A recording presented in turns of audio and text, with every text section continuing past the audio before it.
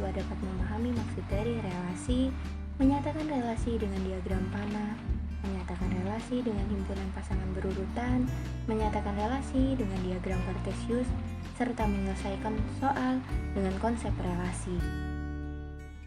Lalu, apakah itu relasi? Hubungan suatu anggota himpunan dengan anggota himpunan lainnya itu biasa disebut dengan relasi, di mana himpunan A dan himpunan B misalkan dikatakan memiliki relasi jika ada anggota himpunan yang saling berpasangan. Sebagai contoh, di sini ada Fitri, Jannah, Nadia, dan Ilham, di mana mereka ini adalah anggota himpunan A. Lalu ada Merah, Kuning, dan Toska yang merupakan anggota himpunan B. Dari kedua himpunan tersebut, di mana A merupakan himpunan anak soleh dan soleha, dan B merupakan himpunan warna, jika kita berbicara tentang dua himpunan ini, maka tidak ada keterhubungan antara keduanya. Maka kita perlu penghubung agar kedua himpunan tersebut memiliki keterkaitan. Lalu penghubung seperti apa yang kita butuhkan? Mari kita ambil contoh Fitri suka warna kuning, lalu Ilham suka warna toska, Jannah suka warna merah, dan Nadia suka warna kuning. Di sini himpunan A dan himpunan B dihubungkan dengan kata suka warna. Lalu coba kita ilustrasikan bahwa kata suka warna kita hilangkan, maka Fitri kuning tidak memiliki arti. Nah, disinilah kita membutuhkan kata penghubung yaitu suka warna sebagai relasi dari himpunan A dan himpunan B.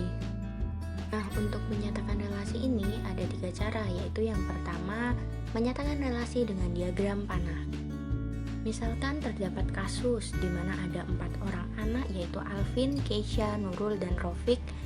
Mereka diminta untuk menyebutkan makanan favorit mereka, di mana Alvin menyukai ayam goreng, Keisha menyukai bakso, Nurul menyukai nasi goreng, dan Rofik menyukai bakso. Pada kasus ini kita diminta untuk membentuk relasi dari anak-anak ke makanan yang mereka suka. Sebelumnya kita harus membentuk himpunan, di mana himpunan A berisi tentang anak-anak dan himpunan B berisi makanan yang mereka sukai. Maka setelah seperti ini kita dapat langsung menghubungkannya dengan panah, di mana Alvin di sini menyukai ayam goreng, Keisha menyukai bakso, lalu Nurul menyukai nasi goreng, dan Rofik menyukai bakso. Tanda panah di sini menyatakan bahwa anak-anak pada himpunan A menyukai makanan pada himpunan B. Jadi relasi dari dua himpunan tersebut adalah suka makan. Nah, jadi inilah cara menyatakan relasi dengan diagram panah. Cukup mudah bukan? Yang selanjutnya yaitu menyatakan relasi dengan HPB. Nah, HPB ini apa? Jadi, HPB ini merupakan himpunan pasangan berurutan. Sudah disinggung di awal bahwa menyatakan relasi dapat menggunakan HPB atau himpunan pasangan berurutan.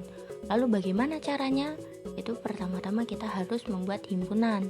Jadi ciri-ciri himpunan itu diawali oleh buka kurung kurawal. Jadi kita harus menyiapkan buka kurung kurawal. Lalu buka kurung, karena di sini himpunan A-nya nama anak, kita tulis yang pertama Alvin, dipisahkan oleh koma. Yang Alvin suka makan ayam goreng, lalu ayam goreng tutup kurung, koma lagi. Buka kurung yang kedua yaitu Keisha, dipisahkan oleh koma. Lalu dia menyukai bakso. Lalu buka kurung lagi yaitu Nurul, dia menyukai nasi goreng, dipisahkan oleh tanda koma. Dan terakhir yaitu Rofik menyukai bakso dan dipisahkan oleh tanda koma lagi. Nah, lalu untuk mengakhirinya kita tutup kurung kurawal kembali. Nah, inilah bentuk relasi dengan himpunan pasangan berurutan. Yang terakhir yaitu menyatakan relasi dengan diagram kartesius. Masih ingatkah kalian dengan diagram kartesius? Ya, bentuk diagram kartesius adalah sebagai berikut. Dalam diagram kartesius, biasanya kita menemukan arah panah ke kanan dan ke kiri.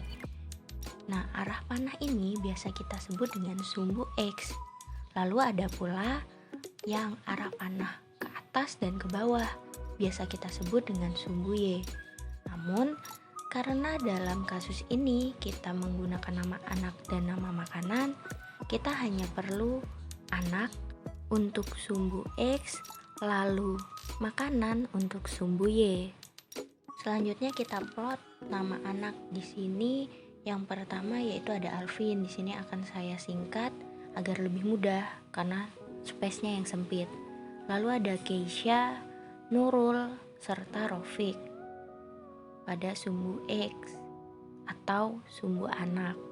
Lalu pada sumbu Y atau sumbu makanan terdapat ayam goreng, bakso, dan nasi goreng. Setelah seperti ini, lalu kita kembali ke permasalahan. Tadi Alvin menyukai ayam goreng, jadi kita ambil titik temunya seperti ini. Lalu Keisha menyukai bakso, titik temunya seperti itu. Lalu Nurul menyukai nasi goreng, titik temunya ada di itu. Lalu yang terakhir yaitu Rofik yang menyukai bakso, maka titiknya jadi seperti ini. Nah, berikut ini adalah cara menyatakan relasi dengan diagram kartesius. Mari kita coba untuk mengerjakan contoh soal relasi, di mana relasi yang dapat dibuat dari himpunan A, yaitu himpunan 121, 144, 169, dan 196 ke himpunan B, yaitu 11, 14, dan 15 adalah di sini kita perlu membentuk himpunan sebagai berikut. Nah, mari kita pecahkan di sini 121. Apakah ada setengah dari bilangan di himpunan B? Tentunya tidak. Lalu apakah merupakan faktor dari himpunan B? Tidak. Lalu apakah akar dari himpunan B? Tentu saja tidak. Jadi himpunan A merupakan kuadrat dari himpunan B. Maka relasinya jadi seperti berikut. Tanda panah di sini menyatakan relasinya adalah kuadrat dari. Mari kita beralih ke contoh soal lain. Di sini terdapat himpunan P yaitu 4 dan 5 dan himpunan Q yaitu 1, 2, 3, 4, 5, 6, dan 7. Himpunan pasangan berurutan yang menyatakan relasi 2 kurangnya dari himpunan P ke Q adalah, yang perlu digarisbawahi adalah 2 kurangnya. Maka pertama-tama siapkan buka kurung kurawal, lalu buka kurung 4. Nah, di sini kita tentukan 2 kurangnya. Maka ini sudah jelas, berarti harus lebih besar dari 4, yaitu 6. Karena selisih 4 dengan 6 adalah 2. Lalu di sini ada 5. Berarti 2 kurangnya jadi adalah 7 pada Q. Nah, sudah selesai di sini karena himpunan P hanya 4 dan 5. Nah, inilah penyelesaian himpunan pasangan berurutan. Mari kita lihat contoh soal yang terakhir. Nah, pada contoh soal ini kita diminta untuk menentukan himpunan pasangan berurutan yang tepat sesuai diagram yang ada di bawah. Nah, pada diagram kartesius berikut menyatakan himpunannya. Di sini kita siapkan buka kurung kurawal. Di sini kita lihat ada titik penghubung X-nya 1 dan Y-nya 2, maka ditulis dalam kurung 1,2. Lalu ada titik penghubung X-nya 1 dan Y-nya 3, maka kita tulis dalam kurung 1,3. Lalu di sini ada lagi titik penghubung di X3 dan Y4. Maka kita tulis dalam kurung 3,4. Nah, ada lagi titik penghubung di X4 dan Y5. Maka kita tulis dalam kurung 4,5.